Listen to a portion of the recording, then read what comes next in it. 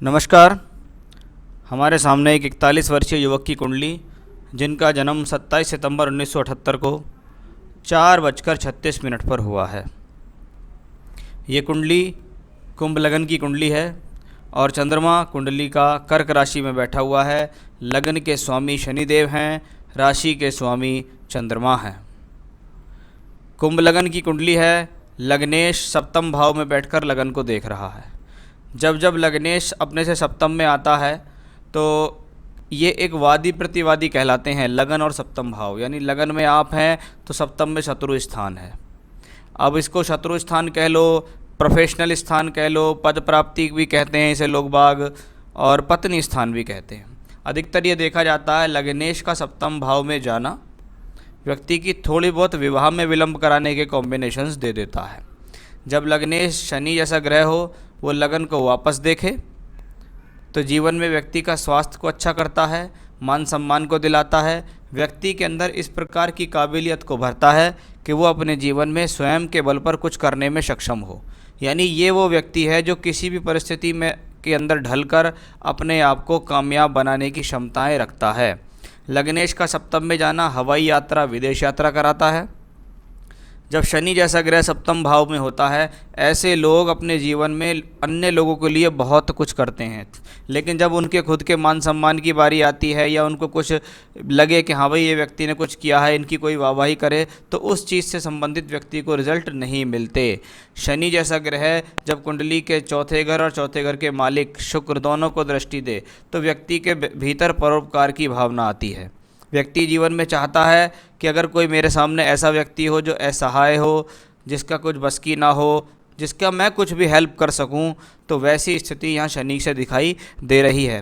तो ये स्थिति शरीर के लिए, सम्मान के लिए अपने आप में ठीक है, लेकिन जितना व्यक्ति अपने जीवन में करता है उतना उसको मिलता नहीं है। कभी कभी ऐसे लोगों का रुझान जीवन में जनता से संबंधित कार्य, कोई एनजीओज़ या राजनीति में कुछ चला जाऊं, उससे रिलेटेड भी होता है। देखिए, राजनीतिक सफलता की तो कुंडली ये नहीं है, लेकिन हाँ, आप समाज से जुड़कर जो कार्य अगर करना चाहते हैं तो कर सकते हैं। शुक्र इस कुंडली के अंदर योग कारक है।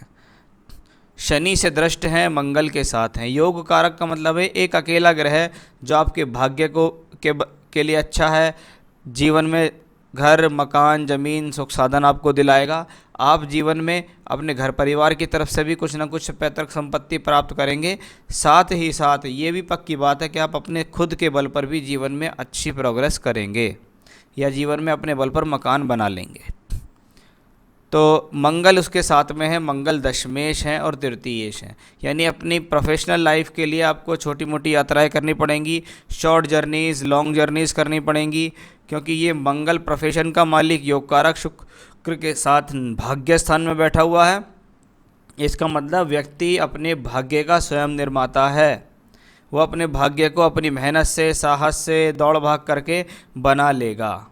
कभी कभी ये स्थिति पिता के साथ संबंधों के लिए अच्छी नहीं मानी जाती, पिता के साथ वैचारिक मतभेद देती है।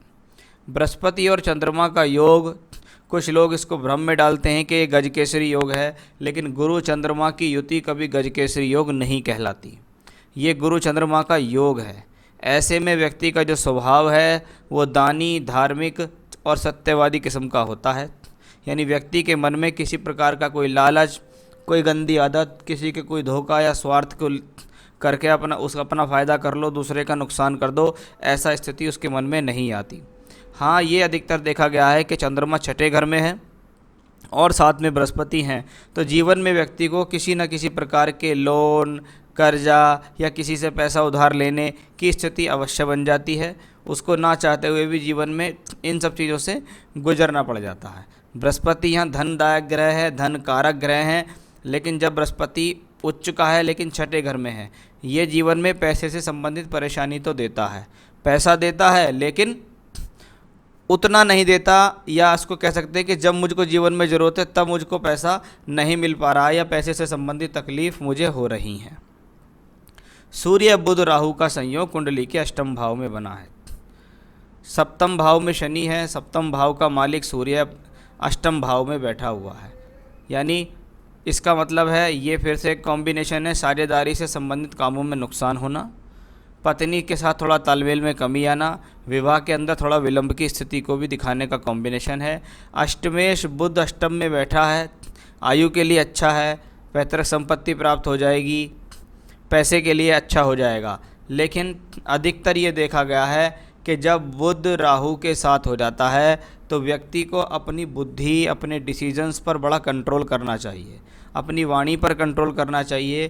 क्या कहना है, क्या बोलना है, किसके सामने किसको कैसा जवाब देना है, उसके बारे में ध्यान रखें। भ्रमित ना हों, जल्दबाजी ना करें, क्योंकि कभी कभी बुध राहु का कॉम्बिनेशन व्यक्ति की बुद्धि को तो तीव्र बनाता है, लेकिन व्यक्ति कभी अपने आप ये सोचने लगता है कि शायद मैं जो कर रहा हूँ वही सही है, और वहीं जाकर वो मात खा जाता है। इसलिए आपको सलाह मशवरा करके कोई भी बड़े डिसीजंस लें, उसमें सलाह वगैरह ज़रूर करें। जैसा कि 9 नवंबर 19 से 9 सितंबर 22 तक आपको शुक्र में बुध की दशा चल रही है। अब ये वही बुध है जो अष्टम भाव में बैठा हुआ है, राहु केतु एक्सेस में भी बैठा हुआ है। साथ ही साथ आप ये देखिएगा बुध नवांश कुंडली में भी नीच का है। इसलिए इस बुध ने ये दिखा दिया कि जो भी निर्णय लेना है उसमें सावधानी रखें, पूर्ण तरीके से जांच परख लें कि भाई मैं जो कार्य करने जा रहा हूँ वो मेरे लिए कैसा रहने वाला है। सिर्फ ये दशा यही कहती है, ये किसी प्रकार का कोई लॉस, कोई बहुत बड़ी प्रॉब्लम नहीं दिखाती। ऐसे में यदि व्यक्ति को कोई लॉस होता है, कोई परेशानी आती है, तो उसका वो स्वयं जिम्मेवार है कि जी मैंने अपनी बुद्धि के कारण ही गलत निर्णय लिए और मुझे उसमें हानि का सामना करना पड़ गया। इसलिए इसके प्रति आपको सतर्क रहना होगा। चलिए, ये तो थी आपकी कुंडली में ग्रहों की स्थितियाँ, वर्तमान की दशाओं की स्थितियाँ मैंने आपको बताई कि शुक्र में बुध सितंबर 22 तक चल रही है। अब मैं बात करता हूँ आपके कुछ सवालों की। आपने कहा है मेरा स्वास्थ्य कैसा रहेगा, क्योंकि हार्ट से संबंधित तकलीफ़ कभी कभी महसूस होती है। देखिए, हार्ट से संबंधित तकलीफ़ जीवन में जब निर्धारित होती है जब आपका डॉक्टर आपसे कहे कि हाँ आपको हार्ट की प्रॉब्लम है। हार्ट वाले एरिया में पेन होना, मसल पेन होना, दर्द होना, कभी कभी वो गैस्ट्रिक ट्रबल्स के कारण भी होता है। और जब बुध आंतों का एक कारक ग्रह अष्टम भाव में राहु के साथ बैठ जाता है तो इसका मतलब यही होता है कि आपको जीवन में आंतों से संबंधित तकलीफ रहेंगी। इंटेस्टाइन को अपनी स्वस्थ रखिए, तभी आपको जीवन में लाभ मिलेगा। तो कोई बड़ा हेल्थ इश्यूज़ मुझे नहीं दिखता, लेकिन हाँ जब आपको नवंबर 2023 चली जाए, ख़त्म हो जाएगी, उसके बाद आपको 6 साल की सूर्य की महादशा शुरू होगी। सूर्य सप्तमेश होके अष्टम में, अष्टमेश के साथ राहु केतु एक्सेस में है, यानी वो समय एक ऐसे हैं जिसमें आपको अपने स्वास्थ्य का विशेष ध्यान रखना होगा। इसको मैं कह सकता हूँ कि आने वाले समय में स्वास्थ्य का विशेष ध्यान रखें। जीवन में तरक्की नहीं मिल पाती जितनी मेहनत करता हूँ, क्यों? उसके बारे में भी मैंने आपको काफ़ी चीज़ें अभी बताई हैं कि भी क्यों इस व्यक्ति के जीवन में उसको उतना नहीं मिल पाता है जितना उसको चाहिए, उतना क्रेडिट नहीं मिल पाता जितना उसको चाहिए, मेहनत जितनी वो कर रहा है उतना उसको रिजल्ट नहीं मिल रहा है। उसके बारे में मैं आपको रेमेडी बताऊंगा, देखिएगा उन रेमेडी करने से आपकी बहुत सारी समस्याएं हल हो जाएंगी। आय से अधिक खर्चा हो जाता है, कुछ जमा नहीं कर पाता।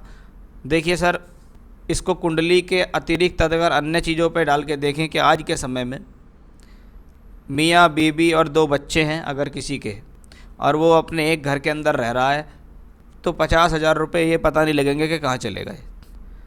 खाना पीना, रेंट देना, आदमी गाड़ी मोटरसाइकिल भी मेंटेन कर रहा है, लाइफ स्टाइल भी मेंटेन कर रहा है, बच्चों को अच्छे स्कूल में पढ़ा भी रहा है। तो जैसे जैसे आपकी आमदनी की वृद्धि होगी तभी आप जीवन में कुछ बचा पाएंगे। अब आमदनी की वृद्धि हो जाए, आपकी प्रोफेशनल लाइफ अच्छी हो जाए और आपको कुछ हो, तो उसके लिए लास्ट में आपको रेमेडी में बताऊंगा, उनसे आपको निश्चित फ़ायदा मिलेगा। कनाडा जाने का जो विचार है एवं जिस पर कार्रवाई भी जारी है, क्या हो पाएगा? चलिए मैं आपको बताता हूँ। कुंडली में कनाडा जाने का मतलब होता है, जैसे मैंने आपको कहा था कि लग्नेश का सप्तम में जाना हवाई यात्रा, विदेश यात्रा देता है। आपको शुक्र में बुध चल रही है, सीधी सीधी बात है, आप किसी न किसी प्रोफेशनल कार्यवाही के लिए या काम करने के लिए ही कनाडा जा रहे हैं, उसी के लिए आप अप्लाई कर रहे हैं। उसके लिए मुझे देखनी पड़ेगी आपकी दशमांश कुंडली। यहाँ से हम आपकी प्रोफेशनल चार्ट को देखते हैं कि व्यक्ति प्रोफेशनल लाइफ में क्या कर रहा है। शुक्र की महादशा, शुक्र धन स्थान में अपनी राशि में है, जो ये कहता है कि मैं अपनी महादशा में आपको धन दूंगा। अंतरदशा आई है बुध की नवंबर 19 से सितंबर 22। बुध क्या है इस कुंडली के अंदर? बुध को आप देखेंगे 3-6 का मालिक होके चौथे घर में है।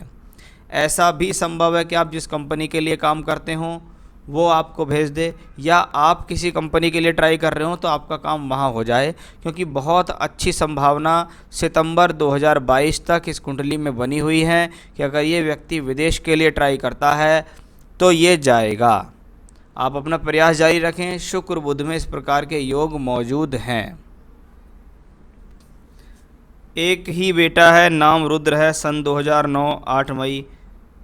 क्या सही तरीके से पढ़ लिख जाएगा? देखिए, जिस तरीके से मैं आपकी कुंडली देख रहा हूँ उसी तरीके से संतान की कुंडली देखनी भी आवश्यक होती है, बिना उसके हम नहीं बता सकते हैं। संतान का कारक बृहस्पति और स्वामी बुध आपकी सप्तांश कुंडली में ठीक ठाक है। इसका मतलब है कि भी आपकी कुंडली से मैं कह सकता हूँ संतान जीवन में ठीक करेगी। अब क्या करेगी, कितने लेवल पे करेगी, क्या अच्छा होगा, कैसी एजुकेशनल लाइफ, कैसी मैरिड लाइफ, क्या क्या उसके जीवन में होना है, वो उसकी कुंडली से ही पता लगेगा, आपकी कुंडली से पता नहीं लगेगा। क्या घर गृहस्थी सही चलती रहेगी? हाँ, घर गृहस्थी ठीक चलती रहेगी। मुझे ऐसा लगता है अगर आप अपनी पत्नी को भी अपने किसी कार्य विशेष में इन्वॉल्व करते हैं तो आपके लिए अच्छा रहेगा।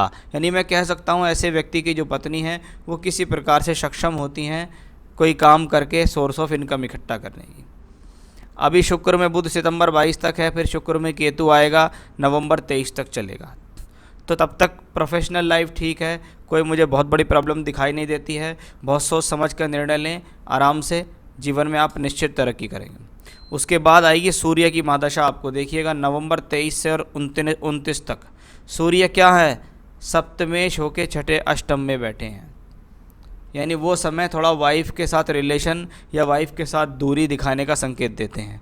लेकिन नवांश में वो सूर्य एग्जॉल्टेड हो गया, उच्च का होके पंचम भाव में, और दशमांश में भी सूर्य पंचम भाव में आ गया है। इसका मतलब है आपको आने वाली दशा जो भी हैं वो धीरे धीरे करके प्रगति देंगी। तो ये तो हुआ आपका हॉरोस्कोप। और मुझे कोई बहुत बड़ी समस्या परेशानी नहीं दिखती है। कुछ चीज़ें ऐसी हैं जो रुकावट आपकी कुंडली में दे रही हैं, जो आप अपने आप को बेहतर नहीं होने दे रही हैं, आपका भाग्योदय नहीं कर पा रही हैं। उन सब चीज़ों पर मैं यहाँ प्रकाश डाल रहा हूँ और उनसे संबंधित रेमेडी आपको दूंगा। देखिए, शुक्र की महादशा है और शुक्र ही अभी लगभग 2023 तक भी चलेगा। शुक्र ही भाग्येश है आपका, जो मंगल शनि से प्रभावित भी है। सबसे पहले आप अपने जीवन में रोज़ाना देवी कवच का पाठ किया करें। मैं देवी कवच का लिंक आपको भेज दूंगा, आप देवी कवच उसके साथ पढ़िए, बोलिए, रोज़ाना उसका पाठ आपको करना है। तो सबसे पहला पाठ है देवी कवच का पाठ, एक बात। दूसरा, अगर आपके पास समय है तो आप रोज़ाना आदित्य हृदय स्तोत्र का पाठ करेंगे, रोज़ाना आदित्य हृदय स्तोत्र का पाठ करेंगे। और यदि आप आदित्य हृदय स्तोत्र रोज़ नहीं कर पा रहे हैं तो संडे के संडे तो ज़रूर ही करना है। रोज़ करेंगे तो बहुत ही अच्छा रहेगा। मेरे हिसाब से आपको 2 पाठ करने हैं, इसमें थोड़ा समय लगता है, लेकिन वो अगर आप पूजा के लिए उतना समय देंगे तो वो आपके लिए ही लाभकारी रहेगा। तो देवी कवच और आदित्य हृदय स्तोत्र, ये 2 पाठ का लिंक आपको मैं भेजूंगा। उसमें करने का तरीका दिया हुआ है, किस तरीके से करना है उसको एक बार आप सुन लीजिएगा। एक रतन के बारे में बात करें तो आपके लिए कोई आजीवन रतन अगर मैं बात करूं तो वह है जी डबल फायर ऑस्ट्रेलियन ओपल। आपको एक अच्छी क्वालिटी का डबल फायर ऑस्ट्रेलियन ओपल पहनना है। 9 से 10 रत्ती के बीच का आप उसको धारण कीजिएगा चांदी में, वो आपको बहुत फ़ायदा देगा प्रोफेशनल लाइफ के लिए, भाग्य के हिसाब से भी। आप चाहें तो सर्टिफाइड स्टोन की रिंग मुझसे भी प्राप्त कर सकते हैं, मैं आपके एड्रेस तक रिंग बनाकर पहुंचा सकता हूं। तो ये था आपका हॉरोस्कोप और उसका एनालिसिस। आने वाले समय में आप ज़रूर तरक्की करेंगे। अभी की दशाओं से लेकर देखें और आने वाली दशाओं में देखें तो सभी जगह एक चीज़ कॉमन आ रही है कि देखिए सोर्स ऑफ इनकम तो दिख रही है, लेकिन अभी सितंबर 22 तक जो प्रोफेशनल लाइफ है वो थोड़ा टफ बनी हुई है। इजी गोइंग नहीं कह सकते उसको, इजी गोइंग बनाने के लिए और तरक्की के लिए और अपने सभी काम करने के लिए 2 रेमेडी बताई हैं, वो करेंगे तो निश्चित आपको उससे लाभ मिलेगा। नमस्कार।